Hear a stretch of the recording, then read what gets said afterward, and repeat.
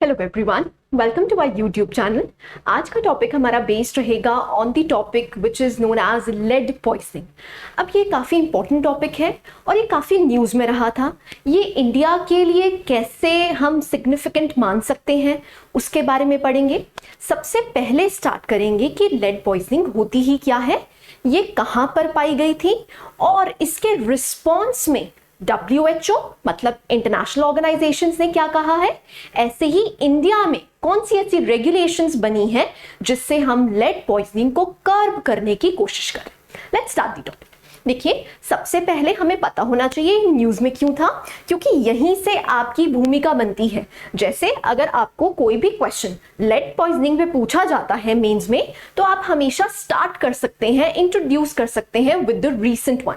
जो भी recently news में रहा है वहां से आप स्टार्टिंग कर सकते हैं। So why was it in news, यहां से स्टार्ट करते हैं। So recently high levels of lead were found in the blood of thousands of children living around the Kabwe mine in Zambia।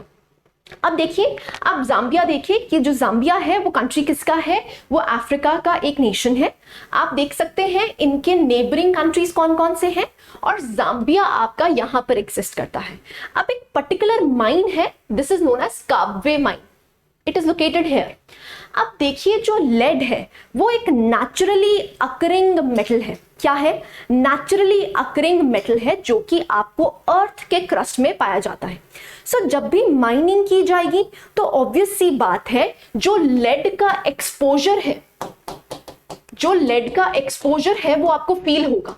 अब चाहे वो क्या हो, एनवायरनमेंट में फैल जाए या फिर क्या हो सकता है, वाटर के साथ मिक्स हो सकता है, राइट। सो यहां पर क्योंकि ये नेचुरली अकरिंग है तो इसीलिए इसको कर्व करना मुश्किल होता है। ठीक है जी। सो आप न्यूज में लिख सकते हैं कि जो माइनिंग की वजह से जो लेड की कंसंट्रेशन है वो बहुत से बच्चों में पाई गई है। ठीक है जी, that's why it was in news. So अब नेक्स्ट क्वेश्चन अराइज होता है, लेड होता ही क्या है। देखिए, इसका एटॉमिक नंबर इट इज 82। अब ये एक नेचुरली अकरिंग टॉक्सिक सब्सटेंस है जो आपकी अर्थ की क्रस्ट में पाया जाता है। अब क्योंकि नेचुरली अकरिंग है तो इसीलिए इसको रोकना मुश्किल हो जाता है। बट क्या ये प्रिवेंटेबल है? Yes, it is preventable. क्यों? क्योंकि जो भी आप वाटर पीते हैं तो वहां से हम लेड रिमूवल कर सकते हैं, राइट। सो यहां पर हम लेड को रिमूव कर सकते हैं, इट इज प्रिवेंटेबल। अब क्योंकि ये टॉक्सिक है इसीलिए ये हानिकारक है। ठीक है जी। अब टॉक्सिक का यहां पर मतलब होता है carcinogenic. What do you mean by carcinogenic? Carcinogenic का मतलब होता है कैंसर कॉजिंग। सो अगर आपके ब्लड लेवल्स में लेड की कंसंट्रेशन पाई जाती है तो उन लोगों में कैंसर की संभावना होने की संभावना बढ़ जाती है, right. So it is naturally occurring toxic metal which is found in the earth's crust, number 1. Number 2, lead in the body is distributed to brain, liver, kidney and bones. So जब ये lead हमारे blood के साथ mix हो जाता है, देखिए एक बात समझिए, जो आपका ब्लड है वो वैसे कैरी क्या करता है, ऑक्सीजनेटेड ब्लड। ब्लड में भी एक पिगमेंट होता है जिसको कहा जाता है हीमोग्लोबिन। क्या कहा जाता है? हीमोग्लोबिन, जो एक्चुअली में क्या करता है, ऑक्सीजन को एक पार्ट से दूसरे पार्ट में पहुंचाने का काम करता है। अब ये जो हीमोग्लोबिन है इसकी हायर एफिनिटी है टुवर्ड्स ऑक्सीजन, लेकिन ये लेड के साथ भी कंपाउंड बना लेता है। अब इसका मतलब क्या है, ये ऑक्सीजन को छोड़ के किसके साथ कंपाउंड बना लेगा, ये लेड के साथ बना लेगा। तो जब ये लेड आपके ब्लड स्ट्रीम में चला जाएगा तो ये हर बॉडी पार्ट में पहुंच जाएगा, जिसकी वजह से जितने भी आपके वाइटल ऑर्गन्स हैं वो खराब होना शुरू हो जाएंगे। ठीक है जी। सो क्योंकि ये हायर एफिनिटी विद ब्लड बना लेता है, जिसकी वजह से क्या होता है, इस ब्लड स्ट्रीम के थ्रू आपके हर बॉडी पार्ट तक क्या पहुंच जाता है, lead, which is toxic in nature and carcinogenic in nature. ठीक है जी। लास्ट आता है लेड एक्सपोजर इज प्रिवेंटेबल। अब देखिए माइनिंग अगर कर रहे हैं तो वहां के एरियाज को हम प्रोहिबिट कर सकते हैं। क्यों? क्योंकि वहां पर लेड पॉइजनिंग का खतरा हो सकता है। ऐसे ही अगर वाटर में अगर मिक्स्ड है, तो हम क्या कर सकते हैं, वाटर प्यूरिफाई कर सकते हैं and then we can distribute, right. So it is preventable, though it is naturally occurring but it is preventable. I hope यहां तक बात क्लियर हुई है। अब नेक्स्ट क्वेश्चन अराइज होता है, what is lead poisoning. So अगर हम लेड पॉइजनिंग की डेफिनेशन देखते हैं, so lead poisoning occurs when your body accumulates too much lead over the course of months और इवन ईयर्स। अब क्योंकि इनकी कंसंट्रेशन बहुत कम होती है, तो अगर आप उस माइनिंग एरिया के आसपास रहते हैं तो आपकी बॉडी धीरे धीरे उसको एक्यूमुलेट करती रहती है। अब जब आपकी बॉडी एक्सपोज्ड है लेड से, तो धीरे धीरे जब वो एक्यूमुलेट कर लेगी तो आपके जितने भी वाइटल ऑर्गन्स हैं वहां तक क्या होगा, लेड की कंसंट्रेशन बढ़ जाएगी। जब लेड की कंसंट्रेशन बढ़ जाएगी, दैट मींस ऑर्गन फेलियर के चांसेस बढ़ जाएंगे। I hope I am clear. अब ये क्रिटिकली बहुत ज्यादा इंपॉर्टेंट क्यों हो जाता है इसको प्रिवेंट करना, क्योंकि लेड पॉइजनिंग आपको ज्यादातर देखने को मिलती है इन चिल्ड्रन। अब चिल्ड्रन में जब लेड की कंसंट्रेशंस पाई जाती हैं तो ऐसा देखा गया है कि उनके ब्रेन जो है वो माल फंक्शन करना स्टार्ट कर देते हैं, उनकी जो मेमोरी है वो इतनी ज्यादा स्ट्रेंथन नहीं हो पाती और ओवरऑल हेल्थ भी उनकी डिटोरेट हो जाती है, राइट। सो यहां पर देखा गया है कि जो चिल्ड्रन में लेड पॉइजनिंग ज्यादा डेंजरस है, ठीक है जी। सो अगर हम बात करें लेड पॉइजनिंग के सिम्टम्स क्या हैं, so headaches, irritability, reduced sensations and so on, ये सारे के सारे क्या हैं, these are the symptoms which are caused by lead poisoning, ठीक है जी। अब यहां पर आप देखिए एडिशनल कॉम्प्लिकेशंस फॉर चिल्ड्रन। जो भी बच्चे एक्सपोज रहते हैं लेड पॉइजनिंग से, उनकी बॉडी में काफी ज्यादा चेंजेस देखने को मिलते हैं जो कि हानिकारक है। For example, lead is more harmful to children as it can affect developing nerves and brain. सो यहां पर क्या है, जो नर्व्स हैं, जो ब्रेन है, वो प्रॉपर फंक्शनिंग नहीं कर पाता। इसीलिए जो लेड पॉइजनिंग है it is more dangerous to children, ठीक है जी। So loss of developmental skills, behaviour, attention problems होने लग जाती हैं, फोकस नहीं कर पाते वो, हियरिंग लॉसेस आपको देखने को मिलते हैं, किडनी डैमेज हो सकता है, again they can have reduced IQ, अब जिसकी वजह से उनका फ्यूचर खतरे में है। दैट इज वाई जो लेड पॉइजनिंग है उसको कर्व करना इतना ज्यादा इंपॉर्टेंट हो जाता है।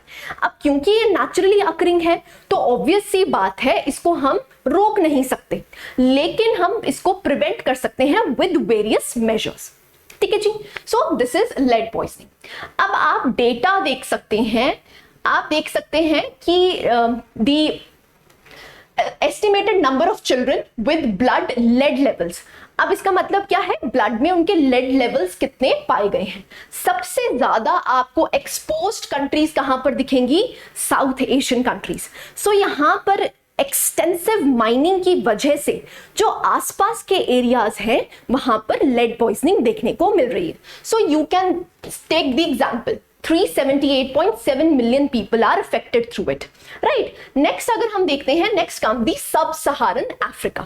So अफ्रीकाज में भी बहुत माइंस हैं, वहां पर भी आपको लेड पॉइजनिंग देखने को मिलती है।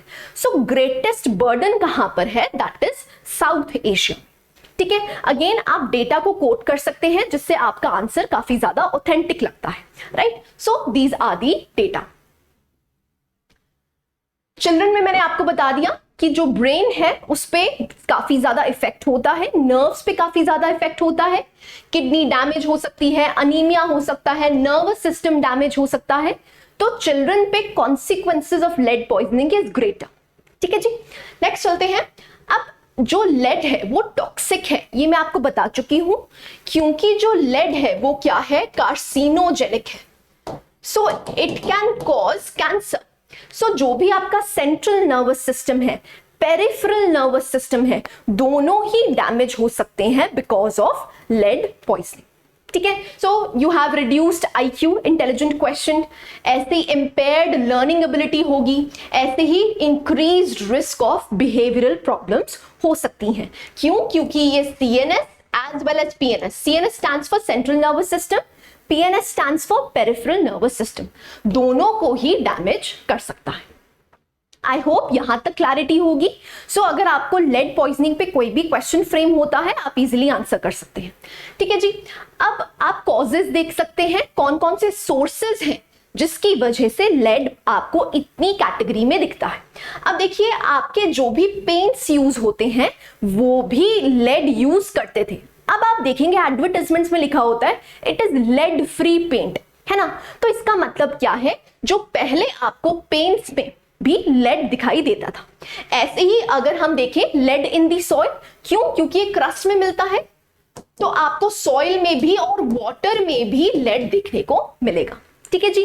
सो जितने भी कंज्यूमर प्रोडक्ट्स हैं वहां पर भी आपको लेड देखने को मिलता है।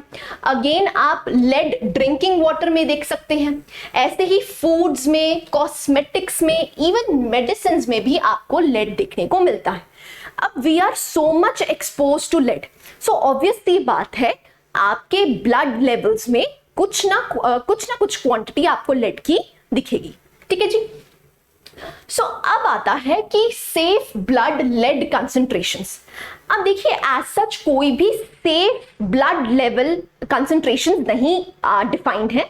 So there is no known safe blood lead concentrations. Even blood lead concentrations as low as 5 microgram per deciliter may be associated with decreased intelligence। अब इसका मतलब है, अगर आप कहते हैं आपकी बॉडी में सिर्फ 5 माइक्रोग्राम्स पर डेसीलीटर लेड भी है, तब भी हम उसको डेंजरस मानेंगे। सो एज सच कोई सेफ लेवल्स एग्जिस्ट नहीं करते हैं। अगर आपकी बॉडी में छोटी सी छोटी क्वांटिटी भी लेड की पाई जाती है, it is dangerous to the body. ठीक है जी।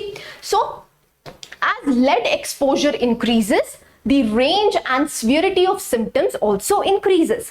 अगर आपकी बॉडी में कंसंट्रेशंस बढ़ते रहते हैं, फॉर एग्जाम्पल अब 5 से 10 माइक्रोग्राम्स पर डेसीलीटर हो चुका है, सो दैट मीन्स कंसंट्रेशन बढ़ गई। अगर कंसंट्रेशन बढ़ जाती है तो सिम्टम्स भी आपके स्वीयर होने शुरू हो जाएंगे। सो माइन्यूट से माइन्यूट भी अगर आपकी बॉडी में लेड की कंसंट्रेशन देखने को मिलती है तो आपकी बॉडी के लिए वो हानिकारक है। ठीक है जी। So these are the safe. Now next question arises, what about the disease burden of the lead.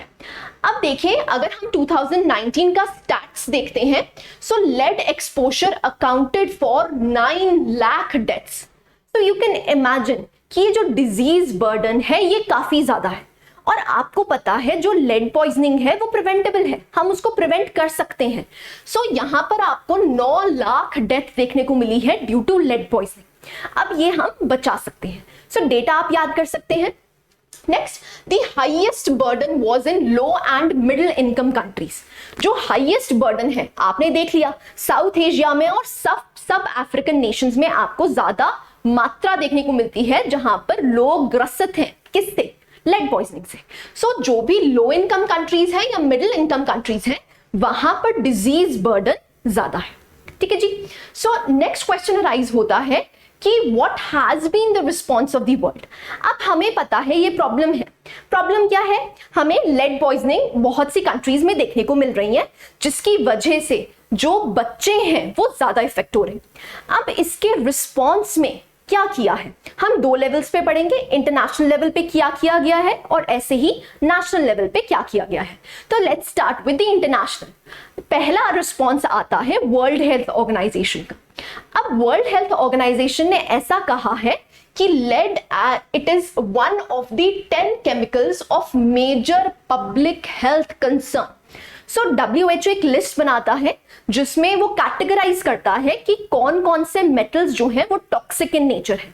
तो लेड हमारी उस लिस्ट में वन ऑफ द 10 केमिकल्स हैं जो कि हानिकारक है हेल्थ के लिए। ठीक है जी। सो WHO ने UNEP के साथ एक ग्रुपिंग फॉर्म करी है, उस ग्रुप का नाम क्या है? Global alliance to eliminate lead paint. अब जो भी पेंट में लेड पाया जाता है उसकी रिमूवल के लिए WHO और UNEP, WHO और UNEP का अलायंस है, जिसके तहत वो कोशिश कर रहे हैं कि जो भी पेंट है वो लेड फ्री हो जाए। ठीक है जी, so this is the next response, and the third response is WHO is also a partner in the project funded by GEF, which is Global Environment Facility, that aims to support at least 40 countries in enacting legally binding controls on lead paints. अब देखिए यहाँ पर क्या किया जा रहा है, WHO ने पार्टनर किया है with GEF, जिसमें ऐसी कोशिश करी जा रही है कि जितनी भी वेरियस कंट्रीज हैं जहां पर लेड पॉइजनिंग का बर्डन ज्यादा है, वहां पर कोशिश की जाए कि जो भी नेशनल गवर्नमेंट्स हैं वो कुछ रेगुलेशंस, कुछ पॉलिसीज ऐसी बनाएं जो कि लीगली बाइंडिंग हो जाए कि आपके जो पेंट्स हैं, at least the paints should be lead free. क्योंकि जब आप घरों में पेंट करते हैं तो आप डायरेक्ट एक्सपोजर में है लेड के, राइट? सो जितने भी पेंट्स हैं उनको लेड फ्री बनाया जाए। आई होप यहां तक बात क्लियर है, राइट? अब देखते हैं इंडिया का क्या रिस्पॉन्स रहा है। देखिए, इंडिया ने एक रेगुलेशन जारी की थी जिसका नाम है regulation on lead contents in household and decorative paints rules 2016। So rules guidelines बनाई गई थी जिसमें it has prohibited the manufacture, trade, import as well as export of household and decorative paints containing lead. So यहाँ पर इन rules के तहत ऐसा कहा गया है कि ना ही आप मैन्युफैक्चर कर सकते हैं, ना ही ट्रेड कर सकते हैं, इंपोर्ट एक्सपोर्ट भी नहीं कर सकते जो भी पेंट्स हैं जिसमें लेड है। सो यहाँ पर रेगुलेशन बनाई गई है जिसमें हमने प्रॉपर गाइडलाइंस बनाई है कि जो भी आपके लेड पेंट्स हैं वो यूटिलाइज ना हो पाए। ठीक है जी। सो अगर आपके पेंट में एक्सेस ऑफ 90 पार्ट्स पर मिलियन लेड देखने को मिलता है तो दे आर बैड। ठीक है, वो प्रोहिबिटेड हैं, आप उनका ट्रेड या फिर मैन्युफैक्चर नहीं कर सकते। So these are also the guidelines which are formed in response of the lead poisoning. So आपको इंटरनेशनल लेवल पे भी याद रखना है और आपको नेशनल लेवल पे भी याद रखना है कि कौन कौन सी ऐसी रेगुलेशंस बनी हैं जिसमें लेड पॉइजनिंग के बारे में बात की गई है। ठीक है जी। So this was the holistic coverage of lead poisoning. I hope you like the lecture. Thank you very much.